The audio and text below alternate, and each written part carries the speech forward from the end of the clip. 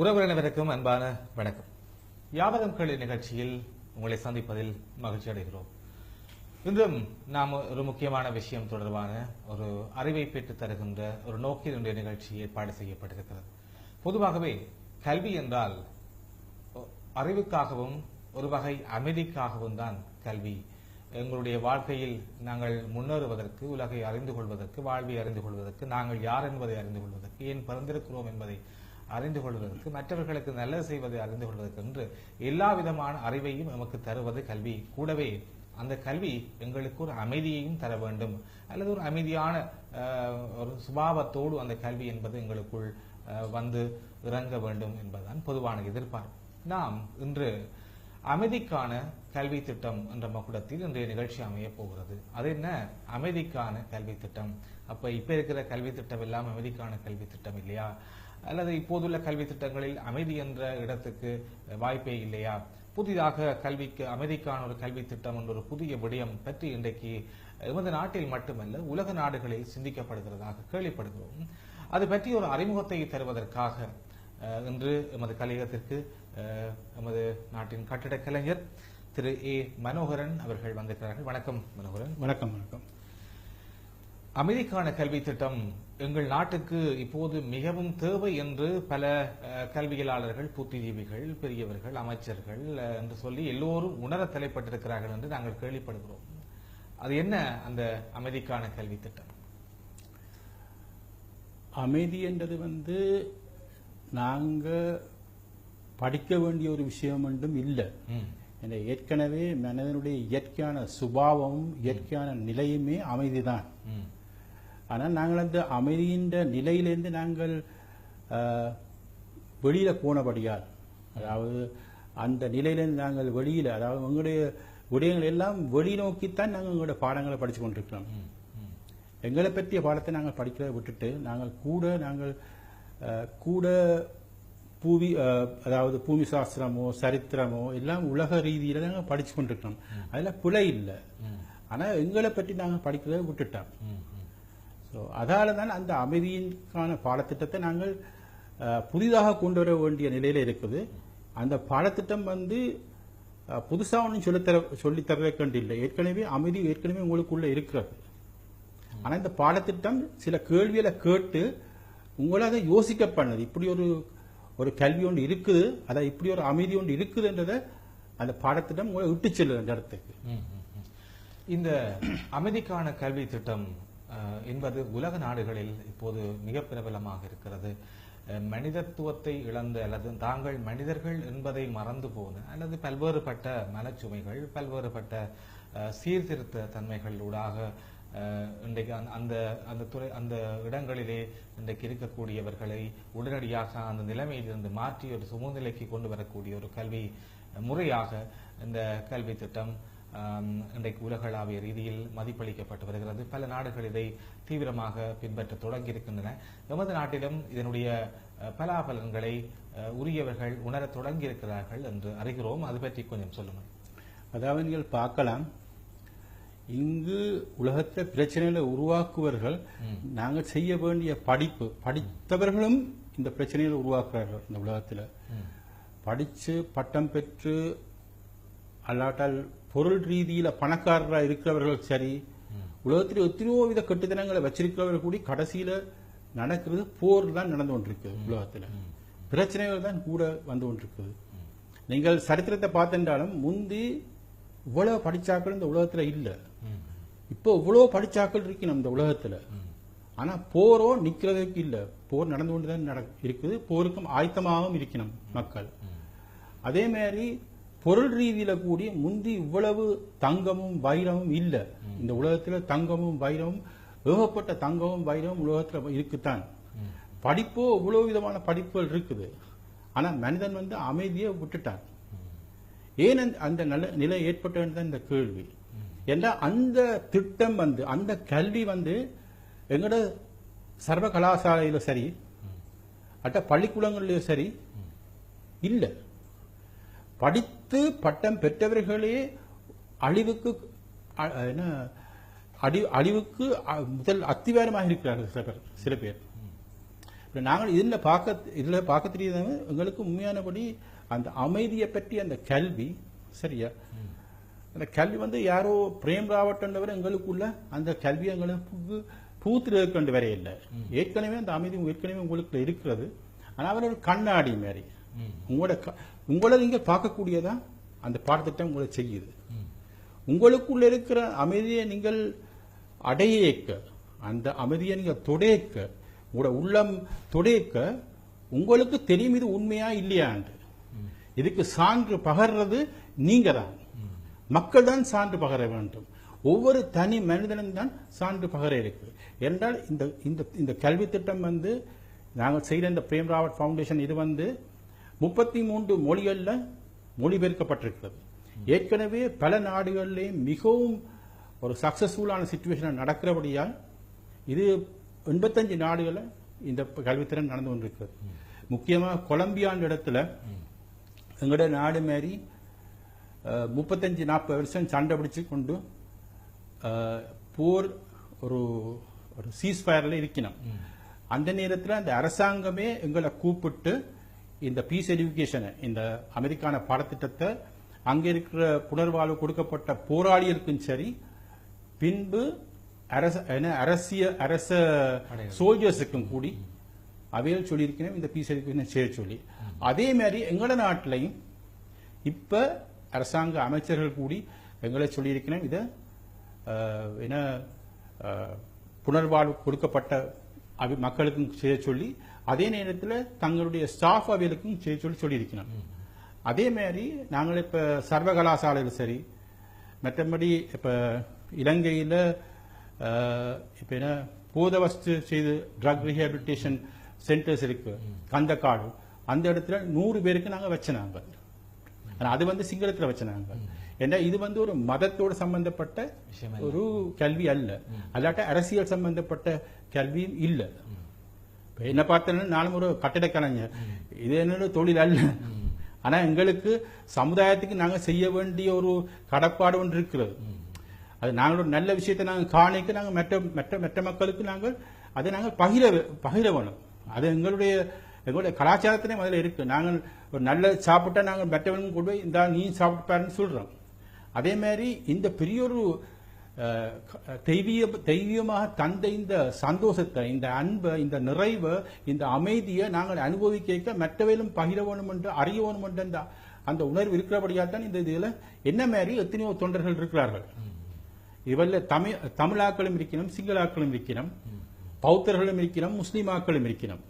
இப்ப நாங்கள் இன்றைக்கு நாங்கள் சர்வகலாசாலையில அதாவது யாழ்ப்பாண யூனிவர்சிட்டியில வச்சு நாங்கள் ஏகப்பட்ட அதாவது கிளாஸ் வந்து நாங்கள் யோசிச்சோம் ஒரு 50-60 பேர் தான் வரைவினு கிட்டத்தட்ட கிளாஸ் நிறைஞ்சு வெளியில இருந்து கேட்டுக்கொண்டு கிட்டத்தட்ட 140 பிள்ளைகள் வந்து கேட்டவை. எனக்கு சந்தோஷமே. அதுல ஹிந்துக்களோ கத்தோலிக்கர் முஸ்லீம் பிள்ளைகள் எல்லாரும் வந்து கேட்டவை. ஏன்னா இது வந்து ஒரு குறிப்பிட்ட கலாச்சாரத்துக்கோ அல்லாட்ட குறிப்பிட்ட மதத்துக்கோ சார்ந்த ஒரு கல்வி அல்ல. கட்டாயம் நான் நினைக்கிறேன் படித்தவர்கள் கூடி படிக்காதவர்களும் சரி, ஏழைகளும் சரி, பணக்காரர்களும் சரி அடிப்படையில் இந்த கல்வி திட்டத்தை நாங்கள் அறிஞ்சிருக்கோம். ஏன்னா இந்த வாழ்க்கை வந்து கடைசி மூச்சு வரைக்கும் படிச்சு கொண்டிருக்கிற ஒரு விஷயம் இருக்குது. இந்த கல்வி வந்து கடைசி மூச்சு வரைக்கும் மனிதன் படிச்சு கொண்டே இருக்கிறான். சோ இதுக்கு அடிப்படையான அந்த தொடங்கு பாதை தான் இது. இல்ல, இது ஒரு நல்ல விஷயம். அதுக்கு மாற்று கருத்து கிடவில்லை திரு மனோகரன் அவர்களே. கல்வி கரையில கற்பவர் நாள் சிலன்னு சொல்லுவார்கள். அது நாங்கள் கற்க வேண்டிய எங்களுடைய ஆயுள் குறைவாக இருக்கிறது, அதனால் கற்க வேண்டிய விஷயங்கள் அதிகமாக இருக்கிறது. ஆனால் இப்போது உள்ள சமூகத்தில் ட்ரெண்ட் என்று சொல்லப்படுகின்ற அந்த அமைப்பு என்னென்றால், ஏதாவது ஒரு கற்கை நெறி ஒன்று அமுலுக்கு வருகிறது, அறிமுகப்படுத்தப்படுகிறது என்றால் உடனே எங்களுடைய இளைஞர் யுவதிகள் அல்லது அந்த கற்கை நெறியோர் சம்பந்தப்பட்டவர்கள் எல்லாருமே கேட்கிற கேள்வி, இதனுடைய வேலை வாய்ப்பு தொடர்பான உத்தரவாதம் என்ன என்றுதான். அது ஒரு ஆங்கிலமாக இருக்கட்டும், மொழி கல்வியாக இருக்கட்டும், அல்லது தொழில்நுட்ப கல்வியாக இருக்கட்டும், கணினி கல்வியாக என்னதை எடுத்தாலும் முதல்ல கேட்பாங்க, அதில் ஜாப் ஆப்பர்ச்சுனிட்டி இருக்காது. அப்ப அமைதி என்பதற்கான ஒரு கல்வி என்பதை எப்படி எங்கள் சமூகத்துக்கு அதனுடைய தாற்பயத்தை சொல்லி அதனுடைய செல்வாக்கை பெறுவதற்கான வாய்ப்பு இருக்கிறது, அதை பற்றி நீங்கள் என்ன திட்டமிட்டிருக்கிறீர்கள்? நல்ல கேள்வி நீங்க கேட்டிருக்கீங்க. என்னென்னா உண்மையானபடி எங்களோட வாழ்க்கையில நாங்கள் சந்தோஷத்தை தேடித்தான் திரிகிறோம். அதாவது இன்பம் மற்ற தேடி தான் நாங்கள் திரிகிறோம். அதாவது சந்தோஷமா வாழ்க்கை வந்து நிறைவா இருக்கணும் தான் தேடி திரிகிறோம். இதுக்காண்டி தான் நாங்கள் படிக்கிறோம். படிக்கிறோம் என்னத்துக்கு வேலை செய்யறோம். வேலை செய்தா நாங்கள் உழைக்கலாம். தொழில் வரும், தொழில் வந்தா காசு உழைக்கலாம், காசு உழைச்சா சந்தோஷமா இருக்கலாம். ஆனால் படிச்சும் வேலை எடுத்தும் காசு உழைச்சும் துன்பத்தில் இருக்கிறவங்க நீங்க கண்டிருக்கிறீர்கள். மன அமைதி இல்லாம திரியறவர்கள் கண்டிருக்கிறீர்கள். காசு இருக்கு, அதாவது என்ன கல்வி இருக்கிறது, தொழில் இருக்கின்றது என்றாலும் அவர்கள் மன நிம்மதியற்ற நிலையில் நிற்கிறாங்க. ஸோ இந்த அடிப்படை கல்வி தான் எங்களோட கல்வி. நீங்கள் வந்து படிச்சிருக்கிறீங்களோ சரி, அல்லாட்டால் வேலை இருக்கோ சரி, காசு இருக்கோ சரி, இதுகள் இல்லாமல் இருந்தும் மன நிறைவோடு இருக்கக்கூடிய சாத்தியம் இது இது இதால ஏற்படும். ஒரு குடிசையில இருந்தாலும் அவன் சந்தோஷமா இருக்கும். ஒரு நேர சாப்பாடு சாப்பிட்டுட்டாலும் அவன் சந்தோஷமா ஒரு அரசன் கூடி அனுபவிக்கக்கூடிய ஒரு அனுபவத்தை தான் அனுபவிக்கக்கூடிய ரீதியில இருக்கலாம் என்றால் நான் கட்டாயம் அதுக்கு போவேன். அது வந்து காசு கொடுத்தும் வாங்க இயலாத ஒரு நிலை. காசை வச்சிருக்கிறதே அந்த நிலையை அடையிறதுக்கு தான். ஆனா காசு கூடிய அந்த நிலைக்கு வரே இல்லை. ஆனால் நான் அதுக்காண்டி உலகத்தை துறந்து வேலை செய்ய வேண்டாம்னு நாங்கள் சொல்ல இல்லை. நானும் கட்டிட கலைஞன் தான், நானும் உழைச்சிருக்கேன் தான், நாங்களும் வெளியூர்களுக்கு போயிருந்திருக்கேன் தான். ஆனால் இது ஒரு பெரிய விஷயம் அல்ல. விஷயம் என்னண்டா இந்த அமைதியை நீங்கள் அடைஞ்சிருக்கிறீங்களோன்றதான் விஷயம். அதுதான் ஒரு மனிதனாக்குது. ரெண்டு காலில் இருக்கிறவன் எல்லாரும், அதாவது கூர்ப்பு நிலையில பார்க்கின்றாலும் ஹோமியோ சோபியன்ஸ்ல பார்த்தீங்கன்றாலும் கடைசியா ஒரு 4 காலில் நிக்கிற ஆடு கூடி 2 காலில் நின்று ஒரு குலை சாப்பிட தொடங்கிது. கடைசியா 2 காலில் இருக்கிற மனிதனாக வர்றான். ஆனா அந்த மனிதன்லயும் கூர்ப்பு இருக்குது. மனிதனும் மனிதனா வர்றதுக்கு ஒரு நிலை தேவை. அவன் வந்து அந்த அமைதியை தேடுறதான் அவனுடைய கடைசி, அது அவனுடைய உண்மையான தாகம். இந்த உண்மையான தாகத்தை, வித்தியாசமான கருத்துக்களை இந்த உலகம் உங்களுக்கு சொல்லுது. நீ தேடுற தாகம் என்னண்டா காசு, நீ தேடுற தாகம் என்னண்டா மண், நீ தேடுற தாகம் என்னண்டா இந்த உலகத்துல நீ ஒரு பெரிய ஒரு சர்வாதிகாரியா வரவணுமோ அல்லாட்ட ஒரு பெரியவனா வரவணும் எங்களுக்கு சொல்லுது. அல்லாட்டால் மீடியா சொல்லுது. நாங்க மீடியா தான் இருக்கிறோம். மீடியா சொல்லுது நீ வந்து இந்த காரை வச்சிருந்தா தான் நீ ஒரு இதுல இருக்கணும். அல்ல இந்த குறிப்பிட்ட கார் வொல்வோ இருக்கலாம், அதே மாதிரி இந்த மாதிரியான ஒரு வீடு இருக்க வேணும். இதை நாடித்தான் நாங்கள் ஓடிக்கொண்டே இருக்கிறோம். இந்த காணல் நீரை தேடின மாதிரி நாங்கள் ஓடிக்கொண்டே இருக்கிறோம். ஆனா கடைசி வரைக்கும் அந்த நிலை வரவே இல்லை. இந்த நிலையை தாண்டி அடிப்படையிலேயே உங்களுக்கு மிகவும் அருகாமையிலேயே உங்களுக்கு உள்ளே இருக்குது அந்த அமைதி, அந்த தெய்வீகம் உங்களுக்குள்ளே இருக்கு. அதுல இருக்கிற அன்பு, அதுல இருக்கிற பரிபூர்ணத்துவம், அதுல இருக்கிற செழிப்பு, தெளிவு ஒரு வாழ்க்கையில பெரிய ஒரு வரப்பிரசாதம், பெரிய ஒரு பொக்கிஷம். சோ அந்த செல்வத்தை முதல் நாங்கள் அடையவோம். அதை அடைகிற அந்த கல்வி இங்க இல்ல, ஒரு யூனிவர்சிட்டிலையும் இல்ல, ஒரு என்ன பள்ளிக்கூடங்கள்லயும் அது இல்ல. இந்த சமுதாய சீரழிவு கூட எத்தனையோ பேர் சொல்லினோம். சரியா? அது அன்றைக்கு நாங்கள் எக்ஸ் கம்பேட்டன்ஸ் என்று, அதாவது பழைய போராளிகளுக்கு நாங்கள் வைக்க அந்த ஒருவர் சொன்னார், அண்ணே ஒரு காலம் இருந்தது ஆயுதத்தை வச்சுக்கொண்டு நாங்கள் சில நிலமுறைகளை நாங்கள் நிறுத்தினோம். அந்த ஆயுதத்தை எடுத்தோன்னு பழையபடி சமுதாய சீரழிவு நடந்து கொண்டிருக்குது. சரியா? ஆனா நீங்க சொல்ற இந்த கல்வி திட்டம் வந்து கத்தி இன்றி ரத்தம் இன்றி இந்த அமைதியை கொண்டு வரக்கூடிய சாத்தியம் இந்த சமுதாயத்துக்கு இருக்கு. அந்த அவர் சொன்னார், அவர் உண்மையான கஸ்டடியில் இருந்து கொண்டிருந்தவர். அவர் இப்ப கிட்டடியில் அவரை ரிலீஸ் பண்ணவே நாங்கள் வெளியில வரைய கட்டாயம் உங்களுக்கு உதவி செய்யும் இந்த விஷயத்தை செய்யறக்கு என்றால் இந்த சமுதாயத்துக்கு போக வேண்டிய இந்த விஷயம் போக இருக்கு. நாங்கள் எங்களுக்கென்று தனிப்பட்ட ஒரு வாழ்க்கை நாங்கள் உழைச்சென்றாலும் சரியா, இந்த சமுதாயம் அமைதி இல்லாவிட்டா நீங்கள் இருக்கிற இடத்தையே அந்த சமுதாயம் அடியிலேருந்து உடைச்சு கொண்டு போகக்கூடிய அந்த உங்களுடைய அத்திவாரத்தை உடைக்கக்கூடிய தன்மை ஏற்படும். சோ நாங்கள் கட்டாயம் இந்த அமைதிக்கான பாடத்திட்டத்துக்கு சகல மக்களும் ஒத்துழைச்சு இந்த இது எல்லா பள்ளிக்கூடங்கள்லையும் எல்லா விதமான இன்ஸ்டிடியூஷன் ஆபீசஸ்லையும் கூடி கமர்ஷியல் ஸ்கூல், இப்ப நாங்கள் தெற்குல வந்து சில ஹோட்டல்ஸ்ல கூடி வைக்கணும். ஏன்னா அவையில் கண்டுபிடிச்சிருக்கணும் இது வந்து அவையில் ஹோட்டல் ஸ்டாஃபை கூடி ஒன்றிணைச்சு இப்ப இந்தியாவில இதை வச்சிருக்கணும் போலீஸ் செய்யுது. அவங்க என்ன நேவல் கமாண்ட் நேவி ஆபீசர்ஸ் செய்யணும். ஏனென்றால் அவருக்கு தெரியும், அவருக்கு ஸ்ட்ரெஸ் என்ற ஒரு விஷயம் இருக்குது. அதே அடிப்படை இது உங்களுக்குள்ளே இருக்கிற நீங்கள் இந்த அமைதியை நீங்கள் அறியாவிட்டா வேற எங்க தேடி இந்த அமைதியை நீங்க தேட போறீங்க? ஏதாவது குடிச்சா, அல்லாட்டா சாப்பிட்டா, அல்லாட்டால் மற்றவில வருத்தியா, அல்லாட்டா காசை உழைச்சா, எல்லாம் செய்து கொண்டுதான் இருக்கோம். இந்த உலகத்துக்கு நாங்கள் அதை மீனுக்கு தண்ணியில நீந்துறதுக்கு சொல்லி தரத்தவே இல்லை, ஓடிக்கொண்டே இருக்குது. இதை நாங்க மறந்துட்டோம், இந்த விஷயத்தை மறந்துட்டாங்க. மறந்தபடியே தான் இந்த நிலவரம் ஏற்பட்டது. ஒரு பிள்ளைக்கு தாயை கண்டா அந்த அந்த அந்த அந்த அன்பு ஒரு ஒரு வித்தியாசமான ஒரு அன்பு. அதாவது அது தாய்க்கும் பிள்ளைக்கும் தான் அந்த அன்பு இருக்குது. அதே மாதிரி தான் தண்ணிக்கும் உங்களுக்கும் தாக படையக்க தண்ணிக்கும் உங்களுக்கும் உள்ள அடிப்படை அந்த உணர்வு. அதே மாதிரி தான் உங்களுக்கும் இந்த இந்த காத்துக்கும். ஏன்னா இந்த காத்து நீங்கள் மூச்சு விட்டு உயிரோடு இருக்கணும். அதே மாதிரி அத்தியாவசியமான ஒரு பொருள் அமைதி. அந்த அமைதிக்கு இங்க ஒரு இடத்திலேயும் இடம் இல்லை. அதை யாரோ மினக்கட்டவங்க செய்து கொண்டிருக்கிற விஷயம் மாதிரி தான் கதைச்சு கொண்டிருக்கணும் எல்லாரும். ஆனால் அமைதி என்பது ஒரு உள் வலிமை ஒன்று இருக்குது. இது இயலாதவன் செய்த விஷயம் இல்லை. அமைதி ஒரு பெரிய ஒரு வலிமை. என்றால் உங்களுக்கு உள்ள இருக்கிற சக்தி இந்த பெரிய அண்ட சராசரத்தை ஆக்கி நடத்துற அந்த சக்தியில ஒரு துளிதான் நீங்கள். ஒவ்வொருவர் நீங்கள் கேட்கிற ஒவ்வொருவருக்குள்ளேயும் அந்த சக்தி இருக்கு. ஆனா நீங்க இயலாதவன் மாதிரி இருக்கிறோம். நாங்க அமைதி என்றா ஆமா ஆமான்னு சொல்றதுக்கு தான் நாங்கள் நிக்கிறோம். அதான் அமைதி என்று யோசிக்கிறோம். எல்லாத்துக்கும் ஓம் சொல்ற அது அமைதி இல்லை. எங்கே நீங்க எல்லாத்துக்கும் ஓம் சொன்னா அமைதி இருக்கு போகுது. அதல்ல இந்த அமைதி. அல்லாட்ட நாங்கள் என்ன எங்கேயாவது மேலையில போய் எல்லாத்தையும் விட்டுட்டு போற என்ன நிலையில இருக்கிற அவைகளுக்கு தான் அமைதி என்று யோசிக்கிறார். இல்ல, நீங்கள் வாழ்ந்து கொண்டு கேட்க நீங்கள் என்ன வேலை செய்கிறீங்க என்றாலும் என்னத்தை நீங்க செய்யணும்னாலும் அந்த உள் அமைதியை அறிஞ்சு அதில் இருக்கிற உங்கள இருக்கிற அந்த அந்த பெருந்தன்மையை உங்களோட அன்பை நீங்க உணர்வைக்க அது ஒரு வலிமை தான். உங்களுக்குள்ள இருக்கிற அன்பை நீங்க உணர்வைக்க அது ஒரு பெரிய ஒரு வலிமை. ஏன்னா அது காரணத்தோட வந்த அன்பு அல்ல.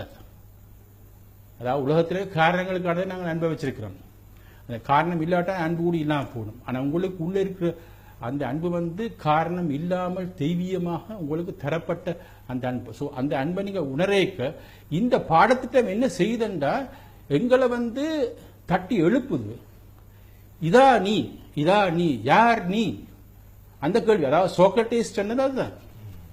யார் நீ அதை நீங்க அறிஞ்ச. நான் இன்னாருன்னு சொல்றேன். நான் ஒரு கட்டிட கலைஞரோ டாக்டரோ இன்ஜினியரோன்னு சொல்லிட்டு நாங்கள் அதே அந்த மனோபாவத்திலேயே நாங்கள் இருக்கிறமே ஒழிய நாங்கள் அதிலிருந்து இறங்கி ஒரு சொட்டு பெற்றவனுக்காண்டி நாங்கள் உதவி செய்யறதுக்கு நாங்கள் போறதில்லை. ஏன்னா நான் இன்னாரன், அவனும் ஒரு மனிதன், நானும் ஒரு மனிதன். சோ அவன் மனிதனுக்கு நான் என்ன அவன் படுற கஷ்டம் மாதிரி எனக்கும் ஏற்படலாம். அவனுக்காண்டி நான் என்ன செய்யலாம். இது யோசனையான செய்யற விஷயம் இல்லை. நாங்கள் ஏற்கனவே புத்தகங்கள் இருக்கு, நாங்கள் யோசிச்சிருக்கோம். ஆனால் எங்களுக்குள்ள உணர்ந்து செய்ய அவனுள்ள இருக்கிற அந்த அதே இது எங்களுக்கு என்ன இந்த பாடத்திட்டம் எங்களை விட்டு செல்லுது. யோசிச்சு எங்களை அந்த அனுபவ ரீதியை கொண்டு வர அது ஒரு பெரிய ஒரு இதா வருது. அங்கதான் புரிந்து உணர்வுகள் வருது, அண்டர்ஸ்டாண்டிங் என்று வருது. நான் இங்க தொகையான ஆபீசர்ஸோட மீட் பண்ணிருக்கேன். அரசாங்க ஊழியர்கள் ஒவ்வொரு நாளும் ரிப்போர்ட்டுகளும் கான்பரன்சஸும் தொகையான விஷயம் நடந்து கொண்டே இருக்குது. நான் சொல்றது ஒரு பெரிய ஒரு இதாக இருக்கலாம் மற்றவர்களுக்கு. அரசாங்கத்துக்கு கூட நான் ஒரு தனி மனிதன் ரீதியில் நாங்கள் சொல்லக்கூடியதா இருக்கு. இவ்வளவு பெரிய இதுகள் செய்ய தேவையில்லை என்றால் ஒருவன் தனி மனிதனுடைய அமைதியை உணர்ந்தால் அர்வாசி கான்பரன்சஸும் அர்வாசி இதுகளும் அப்படியே குறைஞ்சு போகும். பிரச்சனைய தீர்க்கிறக்கண்டே ஓடி திரியணும். என்ன மாதிரி என்ன நான் ஒரு ரீகான்சிலேஷன் என்று ஒரு முக்கியமான வேர்டு ஒன்று இருக்குது. அந்த ரீகான்சிலேஷனுக்கே இவ்வளவு விதமான படிப்புகள் படிச்சு சில பேர் செய்யணும். உளவியல் ரீதியில் எத்தனையோ விஷயத்தை நாங்கள் ஆக்களுக்கு சொல்லி சொல்லி சொல்லி அவனை அமைதிப்படுத்தினோம். சரியா? ஆனா இந்த வடு காயம் இருக்குத்தானே, ஏற்கனவே நாங்கள் பட்ட காயம். முக்கியமா நாங்கள் வடக்கு கிழக்கு பக்கத்தில் இருக்கிறவர்கள் சில போரால சரியா பாதிக்கப்பட்டவர்கள் இருக்கிறார்கள். அவர்கள் சில பேர் தங்களோட தாய் தகப்பனையோ அல்லது சகோதரத்தையோ இழந்தவர்கள் இருக்கிறார்கள். அவர்களுக்கு நீங்கள் எவ்வளவு உளவியல் கதை சென்றாலும் அதை மறக்க இயலாது. எவ்வளவு காசு கொடுத்திருந்தாலும் அதை மறக்கல. அவையில மூச்சு கடைசி மூச்சு இருக்கும் வரைக்கும் அது அவனுக்கு தொட்டுக்கொண்டே இருக்க போகுது. அந்த இது கடைசி கண் மூடும் வரைக்கும் அந்த இது இருக்க போகுதான். ஆனால் அதுக்கு மேலாக அவனுடைய உயிரா இருக்கிற இந்த அமைதி, அவனுடைய அவனுக்குள்ளே இருக்கிற இந்த தைரியத்தை அவன் உணர்ந்தா அந்த அன்புக்கு மேலான ஒன்று அவனுக்கு இருக்கேக்க அது சிறிதாக்கப்படும். தெய்வத்துக்கும் அதாவது உங்களுக்கு முன்னால, அதாவது உங்களுக்கு உள்ள இருக்கிற சக்திக்கு முன்னால அது உங்களோட தாய் அப்பாலயம் இருந்தது, அம்மாலயம் இருந்தது, சகல உயிர்களுக்குள்ளேயும் அது இருந்திருக்குது. அவன் வேற இல்லை, நான் எனக்குள்ளேயும் அவன் இருக்கிறான். சரியா? தொலைஞ்சு போனவன் ஒருவனும் இல்லை, எல்லாம் உங்களுக்குள்ள இருக்குது. ஆனால் இதை பௌதீரி என்ற பிலோசபி கதைக்கிறதுக்கு நான் இங்க வேற இல்லை. அப்படி என்றா நான் இங்க மினக்கிறதுக்கும் எனக்கு நேரவில்லை. யாரோ கேட்டவன் என்னுடைய சக்தி டிவியில நான் இது நடந்தது எங்களுக்கு போன ஞாயிற்றுக்கிழமையில. நாங்கள் இதை உணராவிட்டால், அனுபவ ரீதியில நாங்கள் இந்த பாடத்திட்டம் எங்களுக்கு உதவி செய்திருக்காவிட்டால் நாங்கள் மேலபடி வெளியில கதைக்கிறதுக்கும் தயக்கம் இருக்கும். என்னத்துக்காண்டி இப்படி கதைப்போம் என்ன? சரி, தேங்க்யூ. உண்மைதான். என்றால் இது அமைதி என்பதுதான் இன்றைக்கு எல்லா மனிதர்களுடைய தேடலாக இருக்கிறது. அது எத்தனையோ சினிமா பாடல்கள் சொல்லுகிறது. அது எங்கே நிம்மதி நிம்மதி என்று தேடி பார்த்தேன், அது எங்கேயும் இல்லை. மற்றது எங்கே நிம்மதி எங்கே நிம்மதி, அங்கே எனக்கு ஒரு இடம் உண்டு. அந்த பாடல்கள் எல்லாம் பொதுவாக எல்லாருடைய மனதின் ஏக்கமும் அமைதிதான். அது காசு, பணம், பதவி, அந்தஸ்து என்று எல்லாவற்றுக்கும் அப்பால் ஒரு நேரத்தில் ஒரு மனம் இயங்குகின்ற பொதுவான விஷயம். அது எல்லோரிடத்திலும் இன்றைக்கு எதிர்பார்க்கப்படுகின்ற, தேவைப்படுகின்ற, அதை தேடி அலைகின்ற ஒன்றாக இந்த அமைதி என்று ஒன்று இருக்கிறது. அந்த அமைதிக்கான எங்களுடைய மனங்களினுடைய தயார்படுத்தலுக்கான ஒரு கற்பித்தல் முறைதான் இந்த அமைதிக்கான பாடத்திட்டம், இந்த கல்வி திட்டம். அதை யார் யார் பெற்றுக்கொள்ள வேண்டும் என்பதற்கு விதிமுறைகள் இல்லை, வயது வேறுபாடு இல்லை, வர்க்க வேறுபாடுகள் இல்லை, தொழில் வேறுபாடுகள் இல்லை. எல்லோரும் பெற்றுக்கொள்ள வேண்டிய ஒரு விடயம். நாம் இந்த அமைதிக்கான கல்வி திட்டம் பற்றி ஒரு காணொளி விவரணம் ஒன்றை உங்களுக்கு காண்பிப்பதற்கு தயாராகிறோம். அதை பாருங்கள், சந்திக்கலாம். இந்த காணொளி உங்களுக்கு நாம் இதுவரை பேசியதனுடைய சுருக்கத்தையோ அல்லது அதைவிட உங்களுடைய மனதுக்கு தெளிவான சில விஷயங்களை உங்களுக்கு பெற்றுத்தரும் என்று நாங்கள் நம்புகிறோம்.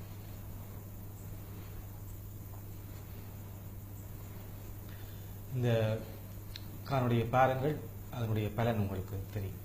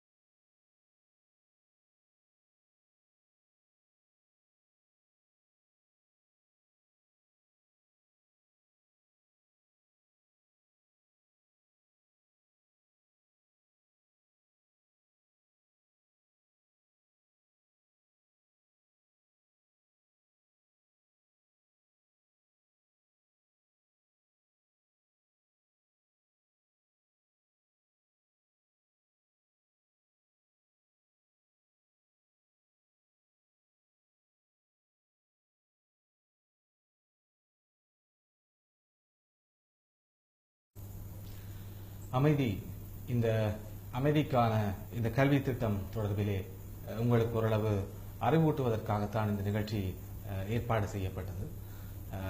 இந்த நிகழ்ச்சியினுடைய ஏற்பாடு அமைதிக்கான ஒரு அறிமுகத்தை, இந்த அமைதிக்கான கல்வி திட்டம் தொடர்பான ஒரு விவரத்தை உங்களுக்கு அறிமுகம் செய்து வைப்பதற்காக அதற்கான முயற்சிகளில் தீவிரமாக கட்டிட கலைஞர் திரு ஏ மனோகரன் அவர்கள் இயங்கிக் கொண்டிருக்கிறார்கள். அவர் மட்டுமல்ல, பலரும் இதற்காக உழைத்துக் கொண்டிருக்கிறார்கள். ஒரு கட்டிடத்தை கட்டுவதற்கான சகலவிதமான பொறுப்புகளையும் ஏற்ற இவர் போன்ற ஒரு கட்டிட கலைஞர்கள் எமது தேசம் என்கின்ற அந்த கட்டிடம், எமது பண்பாடு என்கின்ற அந்த கட்டிடம் எமது இனம் என்கின்ற கட்டிடம், அது எல்லா இலங்கையர்கள் என்கின்ற இலங்கையில் இருக்கக்கூடிய எல்லா இனங்களுடைய அந்த கட்டுமானம் என்பதை சரியாக அமைப்பதற்கு என்ன தேவை என்பதை தேடி பார்க்கின்ற போது இந்த அமெரிக்கான கல்வி திட்டம்தான் இதற்கான ஒரே ஒரு வழி என்பதை அவர்கள் தெரிந்திருக்கிறார்கள்.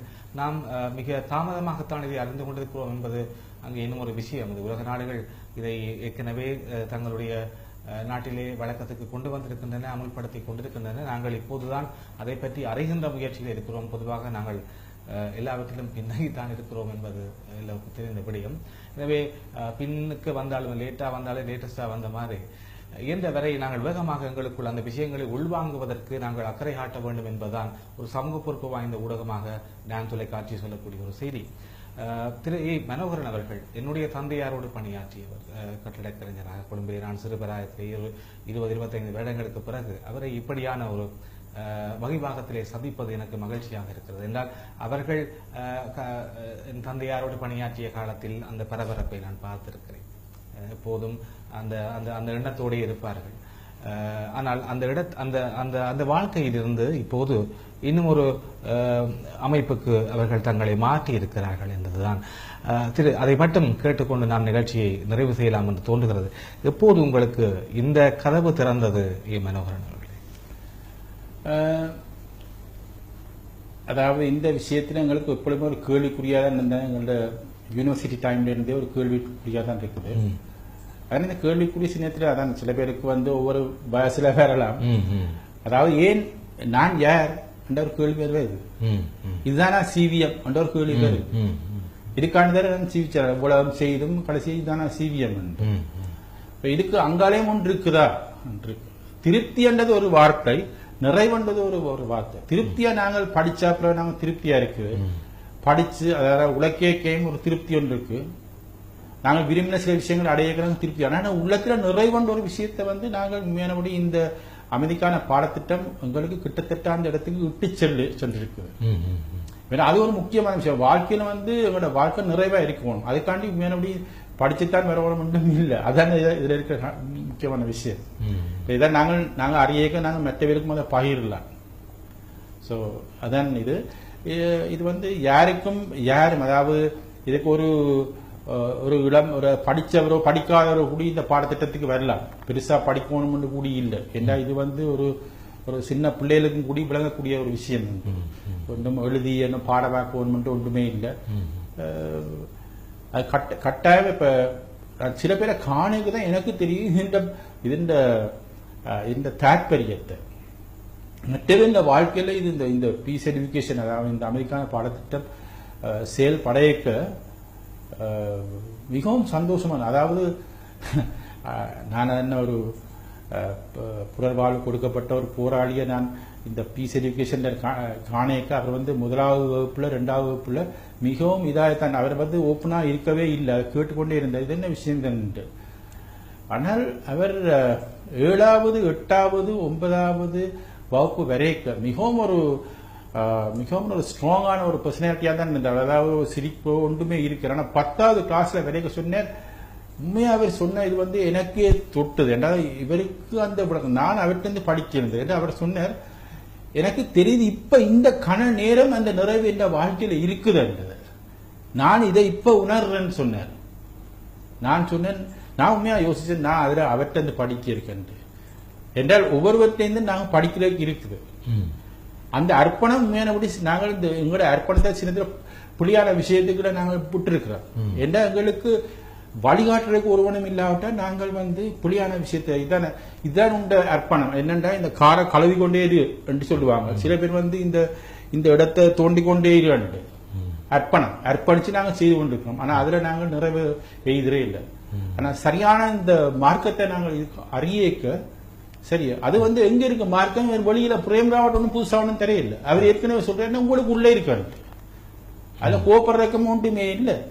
ஆனா உங்களுக்கு உள்ள இருக்க நீங்கள் அறியறதுக்கு அந்த முறை அந்த கல்வி நாங்கள் அறிய இதைத்தான் செய்ய மிக லேசான விஷயம். இது 10 பாடத்திட்டம் அறிஞ்சவுடனே உங்களுக்கு எல்லாமே தெரியும் இல்லை. அது ஒரு பெரிய ஒரு உலகத்தையே உங்களுக்கு திறக்குது. அதுல நீங்கள் அள்ள வேண்டிய அள்ளுங்க. அது உங்களுக்குள்ள இருக்கிற பொக்கிஷம். அந்த பொக்கிஷத்தை விட்டுட்டு நாங்க அதை வெளியில தேடுறோம். அது தேடுறது பிள்ளை இல்லை, இந்த பொக்கிஷத்தை ஆளுங்க. ஏன்னா இந்த மூச்சு இருக்கும் வரைக்கும் தான் இந்த விஷயம் நடக்கும். இந்த மூச்சு இருக்க அடிப்படை கடமை இந்த உயிருக்கு செய்ய வேண்டிய கடமை. இந்த உயிருக்கு செய்ய வேண்டிய கடமையை விட்டுட்டாங்க. கடமை எத்தனையோ விஷயங்களை செய்கிறோம், அதுல பிழை இல்லை. ஆனா நாங்க சில பேர் துன்பப்பட்டு கொண்டே இருக்கணும். என்றால் உயிருக்கு செய்ய வேண்டிய அடிப்படை கடமையை நாங்கள் செய்ய, இந்த உடம்புக்கு சொல்லல, உடம்புக்கு செய்ய வேண்டிய கூட கடமையை நாங்கள் செய்யத்தான் போகணும். ஆனால் அந்த உயிரண்டு ஒன்று இருக்க உங்களை துக்கப்படுத்த வேண்டிய சில விஷயங்கள் நீங்க செய்து கொண்டே இருக்கீங்க. அதுக்கு என்ன உங்களோட உயிரை சந்தோஷப்படுத்தக்கூடியதுன்றதை இந்த பாடத்திட்டம் அறியக்கூடிய சாத்தியம் இருக்கு. இந்த பாடத்திட்டத்தை நீங்கள் கூட உங்களோட இடங்கள்லயோ அதாவது ஆபீஸ்லயோ இல்லாட்ட உங்களோட ஏதாவது உங்களோட கமர்ஷியல் செக்ஷன்லயோ அல்லாட்டால் யூனிவர்சிட்டிஸ்லயோ பள்ளிக்கூடங்களோ வைக்க போறீங்கன்னா கட்டாயம் எங்களை கான்டாக்ட் பண்ணலாம். அல்லாட்டால் எங்களை டேம் தொலைக்காட்சியை கூட நீங்கள் நாங்கள் ஆர்கனைஸ் பண்ணி நாங்கள் விடலாம். இந்த சிலபஸ் இருக்குது, இந்த சிலபஸை நீங்கள் பாவிக்கலாம். கட்டாயம் உங்களுக்கு அது வித்தியாசம் தெரியும் எடுத்தாக்க. நன்றி. எனவே இந்த ஒரு நல்ல முயற்சி எங்கள் சமூகத்துக்கு தேவை. இப்போதெல்லாம் இரவிலே குண்டூசி விழுந்தால் கூட அந்த சத்தம் காதுகளுக்கு மிக தெளிவாக கேட்கக்கூடிய வகையிலான இரவு எல்லோரும் உலகத்துக்கு போகிறார்கள். ஒரு சின்ன சத்தம், தென்னை மரத்தில் தேங்காய் விழுந்தா கூட வாழ்வெட்டுக்காரர் வந்துட்டாங்களோ இல்ல கள்ளர்கள் வந்துட்டார்கள் உண்டு அச்சத்தோடு மக்கள் இரவை கழிக்க வேண்டிய ஒரு சூழ்நிலை இன்றைக்கு வடக்கில் யாழ் மாவட்டத்தில் உருவாக்கி இருக்கிறது. மீண்டும் அந்த ஒரு வேதனையான வாழ்க்கையை மனிதர்கள் வாழ தொடங்கி இருக்கிறார்கள். இதற்கான ஒரு தீர்வு நோக்கி பலரும் சிந்தித்துக் கொண்டிருக்கின்ற போது இந்த கல்வி முறை எல்லோரையும் அசுவாசப்படுத்தும் என்பது உறுதியான நம்பிக்கை. எனவே அந்த கல்வி திட்டத்தை நீங்கள் ஏற்று அதை படித்து அல்லது அதை கற்று உணர்ந்து பயன்பெற வேண்டும் என்பதுதான் எங்களுடைய எதிர்பார்ப்பு. அதற்கான தொடர்புகளை நீங்கள் பெற்றுக்கொள்ள விரும்பினால் நீங்கள் எங்கள் டான் தொலைக்காட்சியோடு தொடர்பு கொள்ளலாம் அல்லது nprf.org என்கின்ற இணையதளத்தின் ஊடாக கூட நீங்கள் இந்த விவரங்களை பெற்றுக்கொள்ளக்கூடியதாக இருக்கும். எனவே இந்த நேரத்தில் இங்கு வந்து கலையகத்திற்கு வந்து இந்த அமைதிக்கான கல்வி திட்டம் தொடர்பான சில விளக்கங்களையும் அறிமுகத்தையும் தந்த கட்டட கலைஞர் திரு மனோகரன் அவர்களுக்கு நன்றியை தெரிவித்துக் கொண்டு நிகழ்ச்சியின் தொழில்நுட்பத்தை கவனித்துக் கொண்டிருக்கின்ற சகோதரன் மிகிர்னனோடு நாம் இந்த நிகழ்ச்சியை நிறைவுக்கு கொண்டு வருகிறோம். மீண்டும் மற்றொரு நிகழ்ச்சியில் சந்திக்கலாம். அதுவரை வணக்கம்.